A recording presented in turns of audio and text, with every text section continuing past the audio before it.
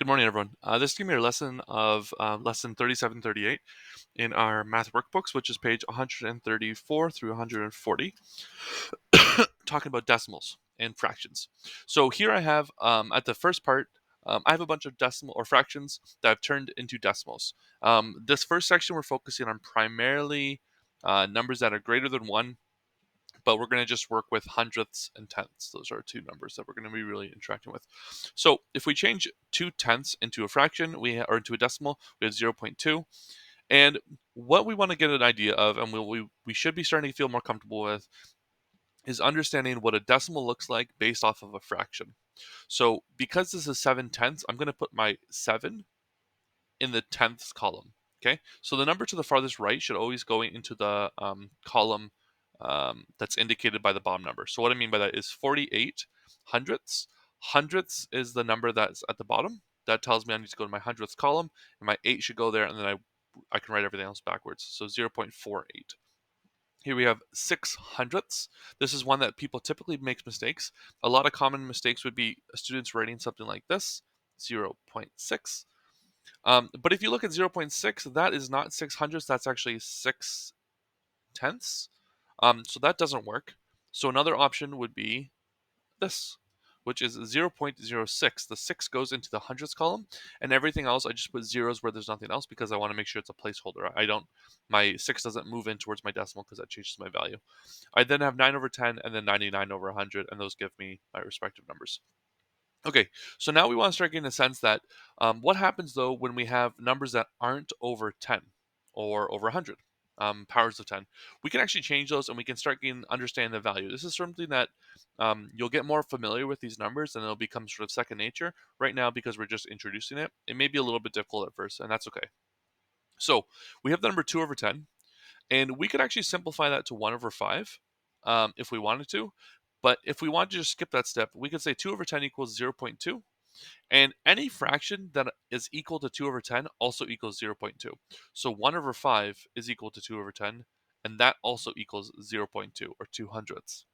Here I have another example. I have 75 over 100. Now, what number could so 75 over 100, that's just 0.75, okay? Now, I could divide both these numbers by 25. So if I divide both these numbers by 25, I'm going to come out with the answer 3 over 4. So that means in all situations, 3 over 4 actually also equals 0.75. Even though it doesn't have a 10 at the bottom, I can actually essentially make an equivalent fraction with a 100 at the bottom, and that gives me my answer. This is the next same one. This is more of a basic one, so maybe this would be a good one to start off with. But we have 5 over 10 that equals 0.5. Now 5 over 10 can be perfectly divided in half, and we get 1 over 2. So that means also, though, that 4 over 8 also equals this, and so does 3 over 6. And any other fraction you can think of that can be split in half perfectly actually equals 0.5 as a decimal. And here we get a little bit more advanced stuff. So maybe you're given the fraction which is 4 over 20. Okay, so maybe it's not immediately clear what that's going to equal as a decimal, but we can figure it out because 20 times, well, we could do two different ways actually. So we could go this way and go, well, I'm going to simplify it to something over 10 and I get 2 over 10, so that gives me 0.2. Or I go this way and I say, okay, well, I'm going to multiply this number by 5 and that's going to give me 100. That's going to be 20, and then as a decimal, it's 0.2 or 0.20. 0.2 and 0.20 are the exact same. Zeros at the end of numbers after decimals don't do anything, just so you know. They don't add any value.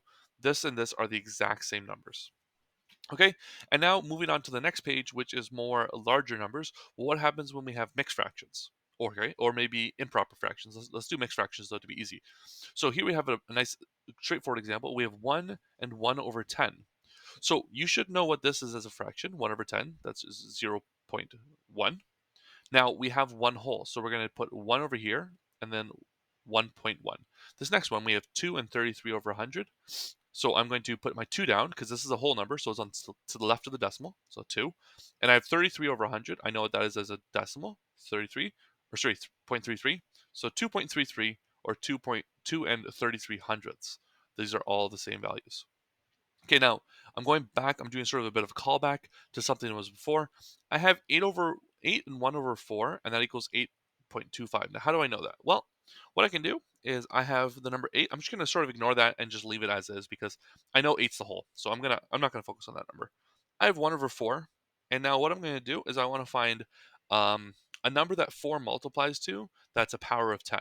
So 4 does not nicely multiply to 10. So instead I'm going to do 4 times 25, and that gives me a denominator of 100. And whenever I do the bottom, I have to do the top, and I get the number 25. So 1 over 4, or 1 quarter, is also equal to 25 over 100. And I can add those two things. So now that I know that it's 25 over 100, I have my 8 whole numbers, 8.25. This continues on into more advanced stuff when we start looking into thousands now. Okay, so now I have 999 over 1,000. So that's going to give me the answer 0.999. Or I have 125 over 1,000. That's going to be 0.125. Now this is a bit of an odd one, 60 over 1,000. So this is again where students would make mistakes. Some students may do something like this, or because it looks like a 60, but it's supposed to be in the thousands column. So how do I do that? So my thousands column is always 3 places to the right of the decimal. Okay, so 1, 2, 3. This is my thousands column. Now this is 60 over 1,000.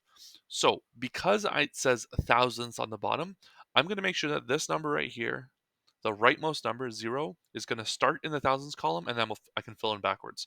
So I start with my 0, and then I'm like, okay, well, I have to put a 60 beside it. So now I got my 60. And anything else that is still moving up towards the decimal, I can just fill in with zeros. So then I get 0.060. Okay.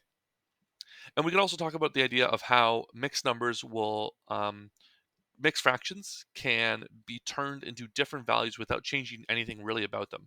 So start with this, which is 2 over 10. 2 over 10 is also equal to 20 over 100, which is also equal to 200 over 1,000. Okay. The entire time I'm actually maintaining the same value, 0.2, 0.20, 0.200, and I could do 0.2000 and do 8 zeros, and that's all still the exact same number. Those are all the same value. Okay. Now here I have a mixed fraction that I'm going to turn into a decimal. So I have 1, so my 1's my whole, put a decimal down, and I have 7 over 10, so that's 1.7. Now I'm going to do 70, which is 1.70 or 1.700. Sorry, oh, I'm not supposed to say that. 1.70 hundredths or 1.70 or 1.700, sorry, 700 thousandths or 1.700. These are all the same values. Now, at the very end of the work page, it's going to ask you an interesting question, which is you need to find a number that is in between 2.4 and 2.6. Actually, I think they're going to make it more difficult and say in between 2.4 and 2.5. Okay. But for my example, I'm going to do 2.6. So an obvious answer could be 2.5, right? Because that falls in between these two numbers. But what about other options? Well, the cool thing about decimals is they can actually continue on forever. I could add any amount of numbers I want back here, and it'll make the number bigger and bigger and bigger. So, as an example, I wrote 2.41 because if I want to imagine 2.4 and 2.6, I can imagine that 2.4 is kind of like 2 and 40 over 100, and I need to get to, or in between 2, sorry, I should make that bigger too, 2 and 60 over 100. Well, there are lots of numbers in between 40 and 60, so I could do 2 and 51 over 100, or I could do 2 and 41 over 100. And I could do a whole variety of numbers in between here.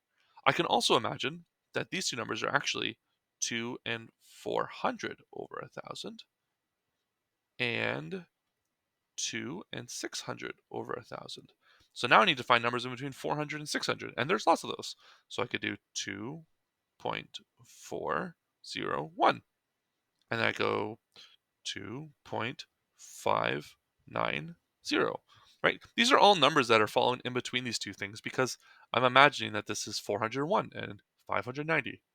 Okay, so should be helpful for your next two lessons, which is page 134 through let me go back, 136 through 140. They're going to use some number lines and stuff, but I hope this is helpful. And then this equivalent fraction idea still follows through in the next section. So I could do something like, I'll do it up here for a second. 1 over 4 is also 25 over 100 or 250 over 1,000. Okay, so these rules still apply. Hope this is helpful. I will see you later.